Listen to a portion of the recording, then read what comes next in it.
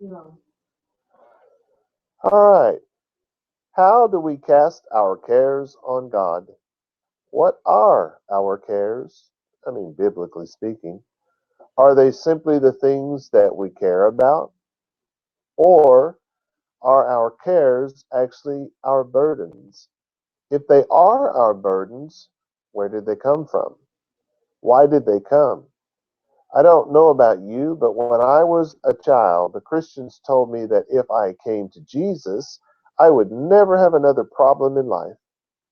How about you? Were you told the same thing? Come to Jesus and you'll never drink, you'll never smoke, you'll never take drugs. I wasn't sure I liked the sound of that when I was a teen. I'm just saying. The Christians told me that all I needed was Jesus. If nothing bad is ever going to happen to us, why would we need to go through trials? Are trials for the weak Christians? The new Christians? Oh, I know, they're for the Baptists. Is there a religion we can join that will bring us to a place in our lives where our trials end? I mean, before we're dead. Have you reached that place? Do you think I have? Oh, yes, I am the Robert Allen and the holy man. I have no worries. Kumbaya, me Lord. Sorry, I'm in a mood. Yeah, but if you'll buy that, George Strait has some oceanfront property in Arizona he wants to sell you. Just. If God cares for us, why does all the bad stuff happen? Shouldn't we be exempt from bad stuff?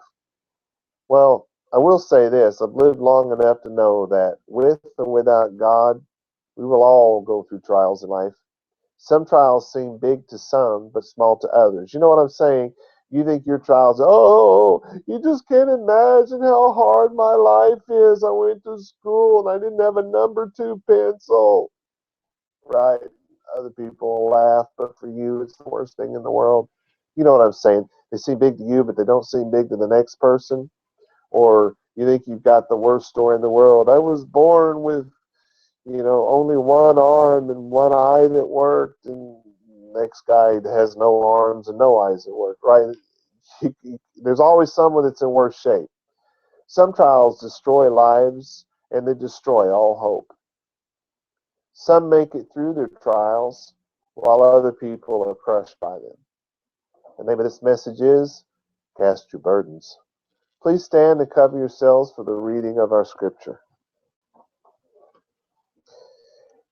And as I always say, for those of you who do not know, I am tethered, which means I have electrical cords hooked to me, and if I'm not careful, I get shocked.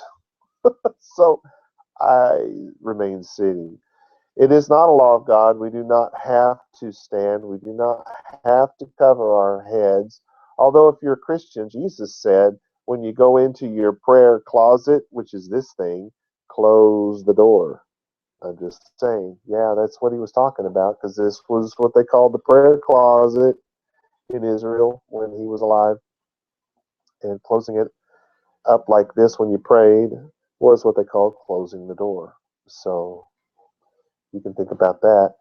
So it's not a law of God, but it is a tradition. It is a tradition that Yeshua, the guy they called Jesus, all of his Talmudim, the people they call his disciples, and all the people who they followed, every one of them covered their head when they prayed, when the scriptures were read, and when somebody prophesied, which, by the way, prophecy in their day was somebody was basically preaching a message. They were saying, they'd say, thus, in your English, it says, thus saith the Lord. No, that means that this is my interpretation of the Torah or the Nevi'im, the prophets, the law and the prophets of the Tanakh. They didn't have a New Testament. They didn't use one because it didn't exist. They taught from what the Christians call the Old Testament. So, anywho, we do this by tradition. It is a tradition that our Lord followed, so we follow. I think it's pretty cool, if for no other reason. So our verse today is Tehillim, which is known in America as Psalm, or Psalms, that's plural. 55, chapter 55, verse 22. It says, Hash lech al Yahweh Yeha ha ha Yehav ha Vehu Yehal Chelecha Lo Yiten Le'olam Mot Lo Zadik. All right, so you may be seated. We begin with Hashlech, which is cast or to cast. It's from Shalach. That's not used in the root in the Hebrew Bible, in what the Christians call the Old Testament. That's also known as the Hebrew Bible. They don't use it in call. They don't use it in the root. But you do need to, of course, know what it means in the root if you're fully going to understand the question. But it's used in he, fil, which doesn't mean anything to people that speak English. It's just a grammar thing, but it is important that you get it in the right grammar thing, because if it's in Nephal, you don't want to be looking at Nephil, right? And if it's in Nephil, you don't want to be looking at Nephal. That's the fallacy of the Strong's Concordance. None of that's in there. So what people do is they pick what fits their preconceived ideas, or something will jump off the page at them when they're reading all these different meanings. Because when the Strong's Concordance came out, it was broken up by all of these different grammatical things. And to make the book smaller and to make it more sellable, they started stripping all of that stuff away.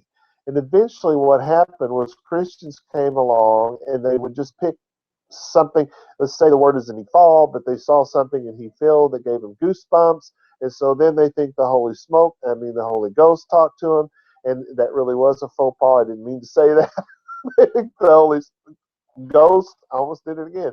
They think the Holy Ghost talked to them, and then they run around saying, see, the Hebrew says this, and the Hebrew means this if it's interpreted properly. No, it's not. It does not mean that, because you're not interpreting it right. Anyways, this word is in he, fil. It is to cast, to throw, to cast away, to cast about as stones, like, throwing a stone, bouncing across a river, or throwing it, just whatever, you're throwing it. It's when it's followed by the word el, it's of a place into which is cast, like you were cast into a pit or you were cast into the water. When it's followed by all, the Hebrew word all, it's of a person whom is cast. It's someone who they're cast out, so they're being neglected, they're being forgotten, they're being despised. To cast anything upon God, probably onto something here, right? In other words, that's to commit to his care.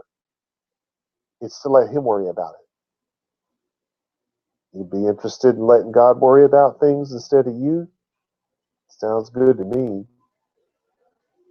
So it's of you rejecting something in a way when you cast it or throw it down at the feet of God. So we need to learn how to do that, right? So we're casting this thing that it's the next Hebrew word is all. Remember what happened here? It said if it was followed, when the word all follows this word, it's of the person at whom anything is cast. So it's important. That's why knowing to look at he, fil as opposed to Nephal is so important in this case. All right, so we're casting it, and then if followed by the word all, and then what's it say? Yahweh gives us the proper name of God. Wow. So you're going to cast this on God. You're going to let God worry about it. What is it that you're going to cast? Yehavcha, Yehavcha, Yehavcha. Remember me saying that a while ago? Your burden. Your burden. Not somebody else's burden. Your burden. What is the burden? It is what is given. What is given? Somebody gave you a burden? Yeah. It's from Yahav, which is to give, to place, to put, to set. It's of it exhorting, come unto me. My yoke is easy and my burden is light. So if you come to God, what's happening? You're being given a burden. What is a burden? What is this? What is this thing that God's giving us? Your burden is your lot in life. Your lot in life. Were you born poor? You'll probably be poor the rest of your life. The likelihood of someone born poor becoming rich is slim to almost none. Oh, but that guy that started Wendy's became rich. I said almost none. I didn't say none. I'm just saying. Everybody thinks that they hear about one or two or three people that started off poor and became rich, and the next thing you know, everybody believes that they can do the same thing. Really, out of the billions of people on the planet, you can name 4 or 5 people who did that, and you think you're going to be the next one? Well, I hope so. I'm just saying. I mean, I hope so. More power to you. Truth is, if you're born poor, you're probably always going to be poor. If you're born into a wealthy family, that one's kind of iffy, because if the family spoils you and doesn't teach you about your responsibilities, then you'll probably squander everything. Leave nothing to your kids. But your lot in life. I was born into a poor family, so I rose probably, actually most of our family rose to a level way beyond what we were born into, which is good. In America, that's possible. In most countries, it's utterly impossible. We do still at this point live in the greatest nation on the planet. But it's your lot in life. Were you born poor? Were you born with an arm missing? Were you born with fingers missing? Were you born, genetically, you're probably going to have diabetes, or you're probably going to have heart disease or whatever. That's part of your lot in life. It's the thing that was given to you. Who gave it to you? Well, if it's genetics, your parents gave it to you, right? I'm just saying. So it's your lot in life. We'll talk more about it as we go. Then it says Vehu and it. So you're casting this burden. So it's and it, the burden. Yehal Helecha. It will sustain you. Now, this word is only used in its root form one time. This one is used in PL. It is to take in, to hold, to contain, properly used in a vessel. So it's like you have a pitcher, not a picture like you hang on a wall, but a pitcher. Like you pour water into it, that becomes a vessel that is containing the water, right? To hold up, to sustain, to bear, to endure. So it's to protect anyone, to defend one's cause before a tribunal. So if you take up their cause and you're their attorney, you're taking up their cause. You're defending them, right? Or if you're a soldier in the military, you have taken up the cause of your country and you're protecting your countrymen. It's to nourish, it's to sustain, to provide with sustenance, to be provided with food is what they mean by that. All of these ideas intertwine from the meaning and the picture of this particular word. The next word is lo, which is not, and then it says yitin, which is give. It's to cause to receive. And I guess my favorite story of all time on explaining giving is that I once had a guy tell me he was going to give me a boatload of money. And then he invited my wife and I to go out and have dinner with him. And he opened up some kind of camera case or something, and to show it to us. And it was full of money. It's like, $100 bills or something. There was like $20,000 in this thing. And so I was like, oh, okay, here, I'll take that. He's like, no, I'll give it to you some other time. So he did not cause me to receive that money, and I never saw him again. It's strange. His phone broke. He couldn't receive calls or texts. His computer broke. He couldn't get email. He just disappeared. It was such a sad day. But this is to cause to receive. It would have been as if he took that little container and handed it to me. I'm just saying. It's to deliver into the power of someone else. So let's say you've got a prisoner and you've got him in chains, and you've taken him from your jail that's at the state level, and you take him over to the penitentiary because it's at the federal level, or however that works. I probably messed all that up. I don't know how it really works. I've never been a part of it. But anyway, you're delivering him to somebody else's authority, right? They use it for that, because you're given to someone else's authority. a tree gives its fruit. When the fruit comes out on a fruit tree, they say it's the tree giving its fruit. Even use of women giving their fruit. Uh, it's to have compassion for anyone because you've given your compassion to them, to ascribe glory or strength to anyone, particularly God, to give anyone into the custody, which I've already explained. It's a phrase that is used of wishing. Oh, that anyone would give. I wish you'd give me $1,000,000. Oh, Lord, won't you buy me a Mercedes Benz? See, God's given everybody a Mercedes. He just hasn't caused you to receive it sometime.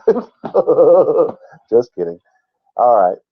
It's to teach. If you teach somebody, you have given them knowledge. Hopefully, if they're listening. So, I don't know. It's probably enough said about giving. It's pretty much what you think of in the English. We use it the same way. So then it's le'olam, which is literally to eternity or to eternal. And the explanation given, it is what is hidden, especially hidden time, long, the beginning or end of which is either uncertain or else not defined. In other words, eternity. They use a word, it used to be a word, it somehow is no longer a word, but perpetuity. Here, perpetual in that. It is used of time long past, of antiquity. So if we're talking about something that happened 2,000 years ago and we have, let's say we have the Dead Sea Scrolls, they were written 2,000 years ago. So we have these from antiquity. The scrolls themselves are from antiquity. They're ancient, they're old, they come from, like I said, 2,000 years ago. The Dead Sea Scrolls, a lot of them were written as much as 150 years before Yeshua. That's the person that Christians call Jesus. 150 years before he was even born. So it goes back a ways, over 2,000 years. So, and those, so we have something from antiquity. You go to Israel and you stand there at the Wailing Wall. That was there well over 2,000 years ago. It still stands there to this day. So we have that wall from antiquity. So it's of time past antiquity, of time before the creation of the world. They call that eternity. So you have the eternity that was, in that it was before the creation of the world. You have the eternity that is, because the creation of the world is literally still going on. Think about it. Creation doesn't stop. The earth, the tectonic plates continue to move. Mountain ranges come and they go over millions of years. It hasn't stopped. Creation has gone on. And human beings have gone, they keep creating more and more human beings. As the old ones pass away, the new ones take their place. Creation never has stopped. The planets and all of the universe it's still expanding. There's still literally new universes being formed from the original universe. It's amazing, right? So you have the eternity that's going on, and then you'll have the eternity that goes on after the heavens and earth pass away. So there's essentially three eternities. And then there's whatever eternity comes after all those are gone. Just saying. All right, so it more often refers to future time. It's used of individual men. It commonly signifies all the days of life. It belongs to a whole race or dynasty of people, and it comprehends all the time until their destruction. So like I was saying, the human beings, if the human beings cease to exist, then that eternity will have ended. The metaphorical idea of eternity, at least that which has no end, it's the true notion of eternity is found in the immortal nature of God. That's the real eternity, because he has no beginning, he has no present, and he has no end. He is eternal. He is all of these and none of these. It is incomprehensible. It's from the Chaldee and rabbinic usage, the desire or pursuit of worldly things.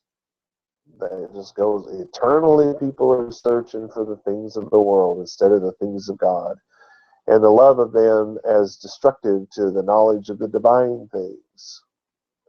All right, that's followed by the word mote, which is to totter, to shake, to turn aside from the right, to turn from the right, or turn from the left, to waver. That is followed by lot zadik. Here's Zedekiah there. That's to righteous, to righteousness. It is to be just, to be righteous, used of a judge or a king who maintains the right and dispenses judgment or justice. Very often of God as being a just judge, both in punishing and in rewarding, because judges reward you for good behavior and they punish you for bad behavior, right? So if you're a just judge, you will deal out both things. One who has a just cause, one who speaks what is right and true, right, rightly, truly, that kind of thing. Instead of a private person, it's just towards other men, someone who's fair toward other people. And that set of obedience to God's law. Hence, upright, honest, virtuous, pious is said of those who are Torah observant. Here's a note that is added to it. The biblical Hebrews ascribe to a just man, in parentheses, a man who lives according to the laws contained within the Torah, close parenthesis, benignity and liberality. So to people they call just in the Bible, they say that they are, what's the word for benignity? They are,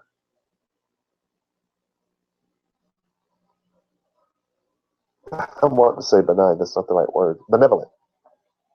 I could not think of the word. They are benevolent. And they are, liberality means that they're liberal givers.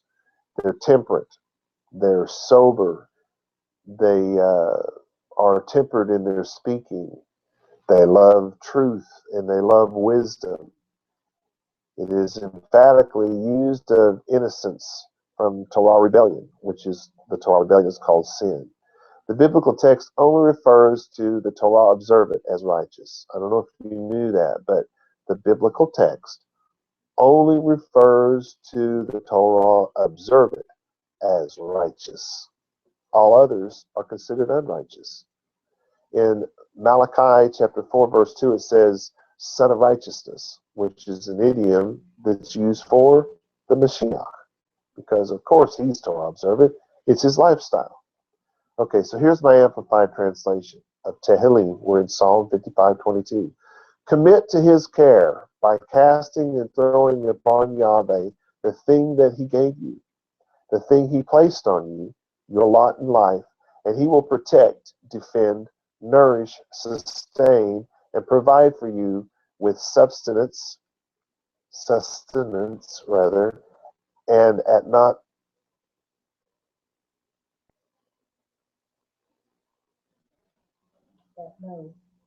and at no time and at no time for all eternity will he allow the Torah observant to totter, shake, or fall. Read that again. It said not, and that really threw me off. Tehillim, that's Psalm 55:22. This is the long-winded version. Commit to his care by casting and throwing upon Yahweh the thing that he gave you, the thing he placed on you. What is that thing? It is your lot in life. And he will protect, defend, nourish, sustain, and provide for you with sustenance. And at no time for all eternity will he allow the Torah observant to totter, shake, or fall.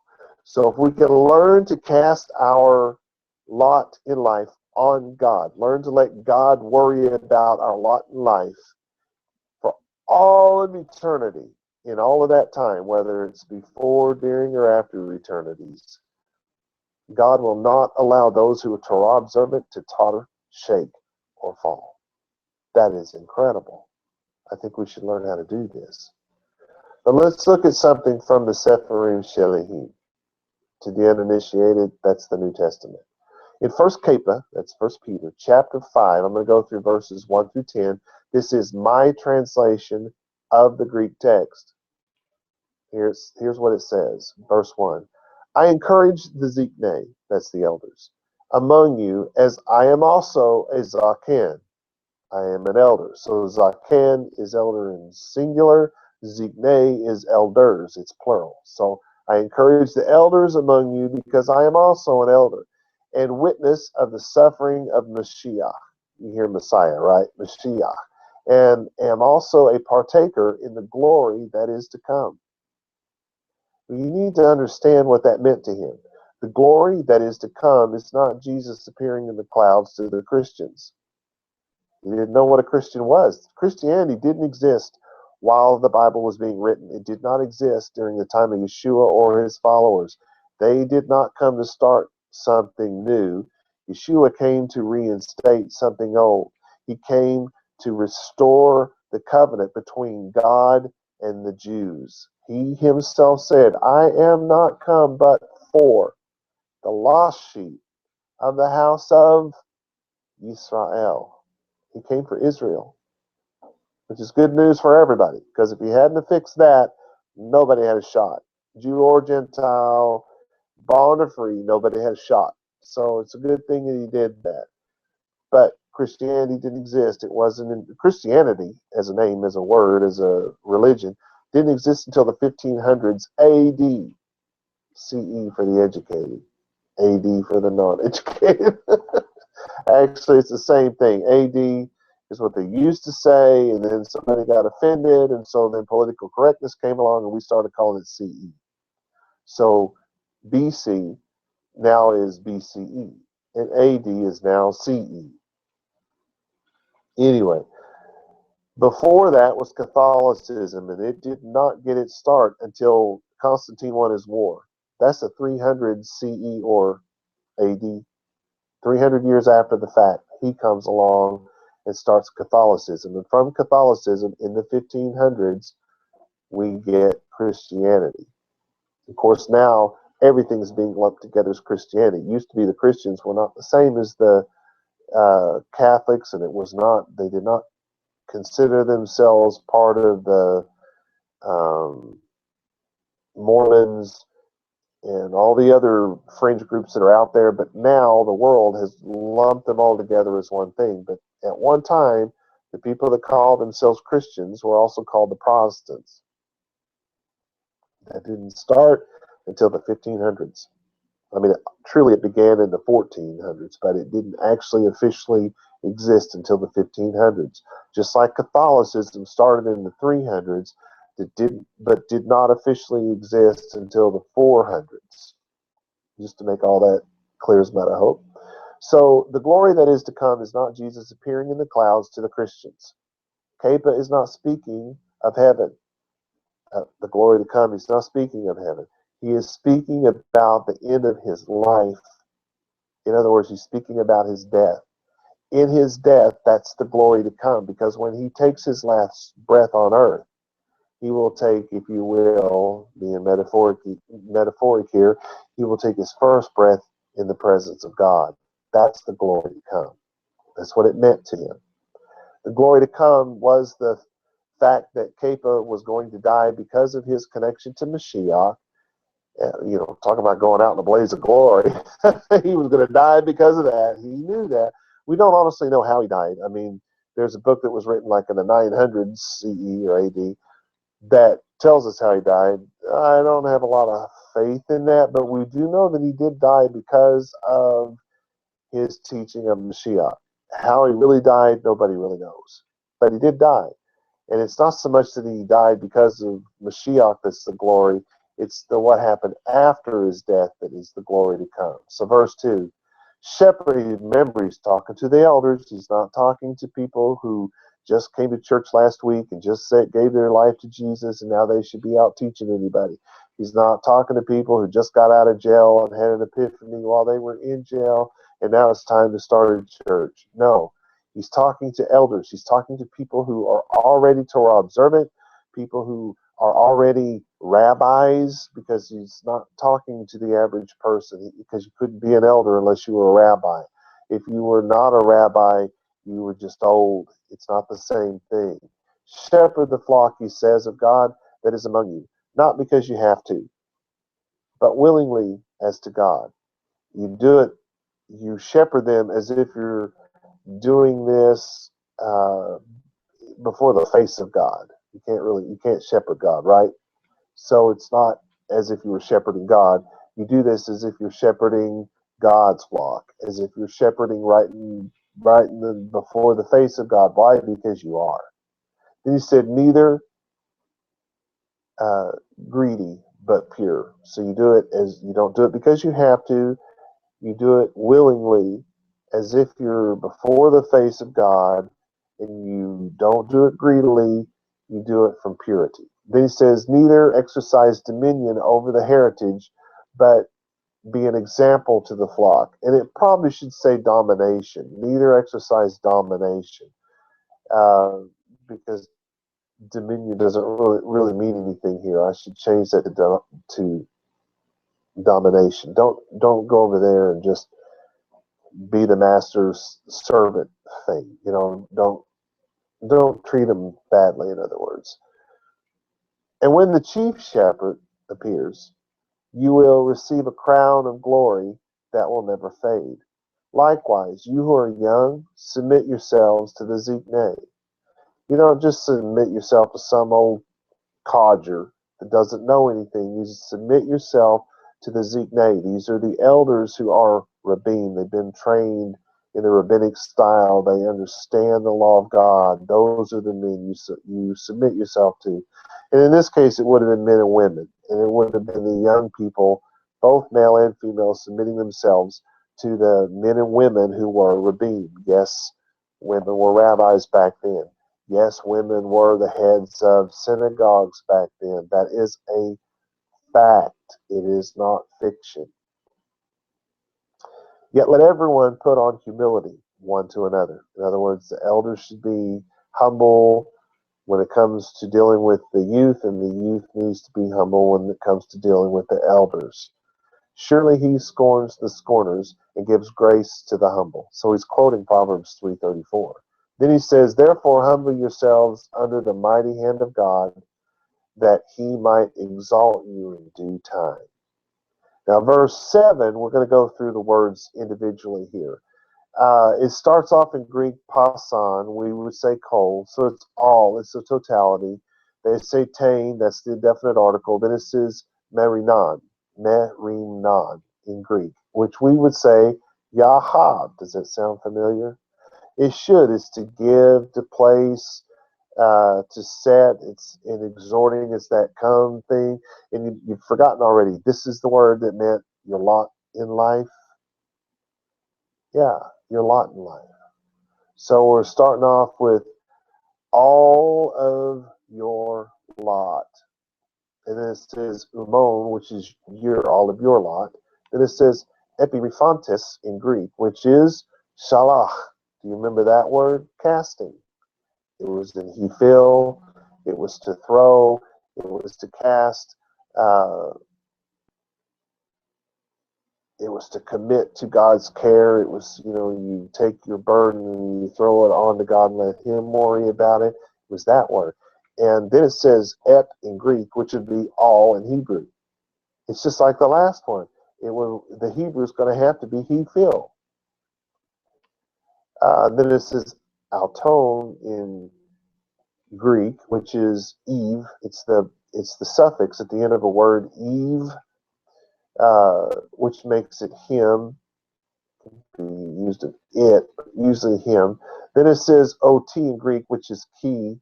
The word key in Hebrew, and it's because. You do this because auto he. It's the word who in Hebrew, but it means he, as in he, as opposed to she. But in Hebrew, that word is also used for the word it. Anyway, so it's melee in Greek, and then we have chefetz. So why do you cast these cares on him? Well, because chefetz, he cares. Because you cast them on him because he delights, he desires. It is something precious. It's like a precious stone of precious things. But there's The idea of pursuit and ardor, which is intense love. Uh, they're describing how he, in this case God, how he feels about us. He has this intense love for us. He pursues us. We are precious to him. He desires, he longs for, he breathes after us. Isn't it, how incredible is that? Because he cares for you is how it ends up. So the Amplified translation of this, and listen carefully, commit to his care by casting and throwing upon him the totality of everything that he gave you, the thing he placed on you, your lot in life, because he delights in, desires, loves, and pursues you. He covers you over with his garment, protecting and hiding you. Where did that come from? Oh, it's from the word care. I guess I didn't put it all in there.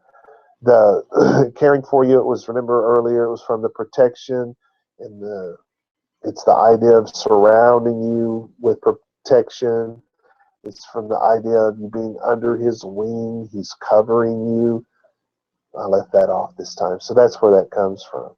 The regular translation, you just miss the whole thing. In the regular translation, it's just casting your worries on him, for he is concerned about you. You see why it's so important to take this back to the Hebrew and see what's really being said here? So it sounds just like our original scripture, doesn't it? Verse 8, be self-controlled and be alert, because the world needs more alerts. I'll help myself out. For be self-controlled and be alert, for your enemy, the resistance, lives his life seeking whom he may devour. That's all he does. That's all the resistant does, is live a whole life just looking for somebody to devour, just looking for someone to make a victim. Not as hard these days as it used to be. That's commentary. Verse 9, those who stand firm by Torah observance, those who are faithful, know that the same calamities perpetrated on the Torah observant ones are also perpetrated on the world. Let me read that again. Those who stand firm by Torah observance, in other words, those who are faithful, they know that the same calamities perpetrated on the Torah observant are also perpetrated on the world. This is New Testament. With or without God, we are going to go through the fire, is what he just said. But the only purpose in life that the resistance has is to chew us up and then spit us out as many times as possible. The resistance doesn't care whether we live for God or not, but I'm sure they like the fact that they can go around destroying people's possessions, hopes, and dreams and not even be blamed for it. Verse 10, but the God of all grace, who has called us into his eternal glory in Mashiach, prepares, steadies, strengthens, and establishes you through your times of suffering. Oh, I got to read this again. This is good stuff. It's important. But the God of all grace, who has called us into his eternal glory in the Mashiach. This is what he does to the Torah observant. He prepares us. He steadies us. Remember, he won't let our feet totter. He strengthens us, which is, you'd have to strengthen you so that you don't totter. He establishes us. If you're not tottering, you're established. He establishes us through our times of suffering. That's what suffering is about then. It's to steady, strengthen, and establish. The world has convinced a large portion of the Christians that when they come to God, their troubles are supposed to be over. In fact, the world has convinced them that when things go badly, people are out of the will of God, and when things go smoothly, people are in the will of God. What a clever device for the resistance to keep people in bondage. If things start to go bad, you pick up and run. That's not being established, is it? It's time to listen to a shalach, an apostle, who lived with the King of Kings, the Lord of Lords, the creator of this universe. He lived with him 24/7, 24 hours a day, 7 days a week for 3 years. He said that when we come to God, that crazy little thing called life isn't going to change. But there is an advantage to those who are Torah observant. Did you catch it? I hope you did. Those who are faithful over those who reject God. Being Torah observant gives you a foot up, a leg up in life. Those who are Torah observant, those who are faithful, are made ready. They become steady. They are strengthened and established because of the trials. Not so much with people in the world. I mean, if you're smart enough to know that in the bad times they make you stronger, and you keep that in mind, even without God, some of those things can strengthen you, right? But it works a lot better with God because you have that comfort in knowing you can actually say, I'm laying this at your feet, God. I'll let you worry about it, and I'll just become stronger for it. The world can't even do that. If they're out there saying there is no God, or I don't believe in God, or I am God, some of them do that. Yeah. What are they? What's? I don't really think you get very much stronger. I mean, you can learn from some things, but I think that when it comes at you, bang, bang, bang, bang, bang, one thing after another, I think you're going to stumble. I think you're going to totter, unless you're living according to the Torah and you know that you haven't done anything wrong, or if you have, you know what to do to make it right, because the Torah does tell you that. So if you know the Torah, you know what to do to make it right, and you know where you stand with God, and you know that this trial is going to make you stronger if you'll just throw this thing at God's feet and let Him worry about it, you have one heck of an advantage. Those who reject God and live in this world outside of the Torah have no such hope. In fact, the odds are those who live outside the Torah are going to be beaten down, if not destroyed altogether, by the heartaches of life. With or without God, we're going to go through the ringer. If we live long enough, we will. And all I can say to those of you who choose to go through life outside of the Torah is good luck. You're really going to need it.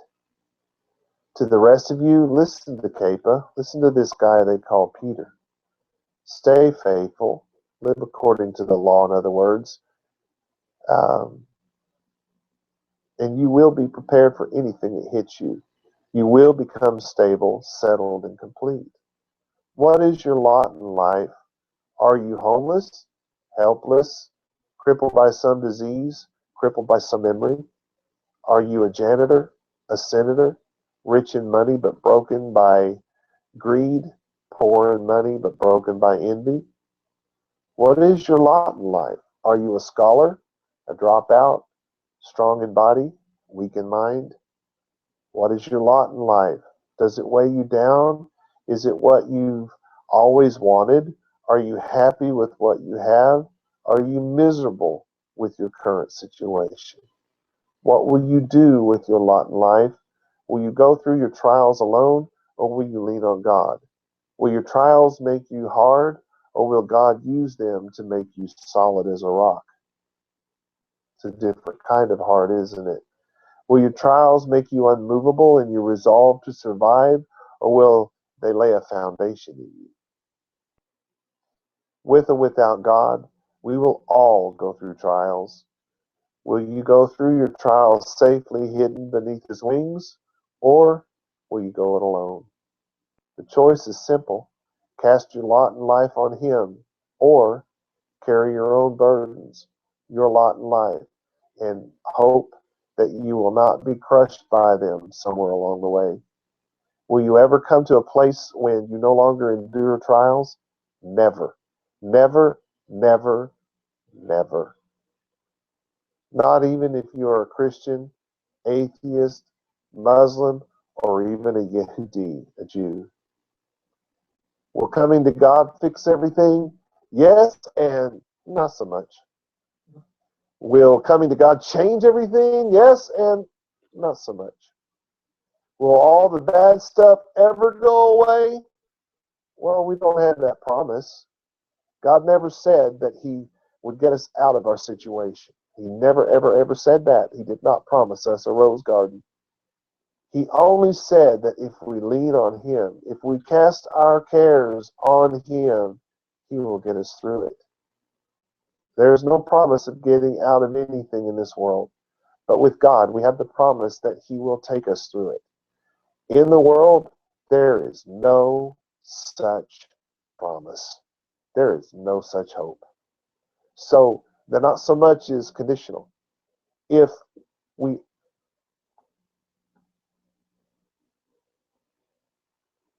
we can only have the yes if we cast our lot on Him.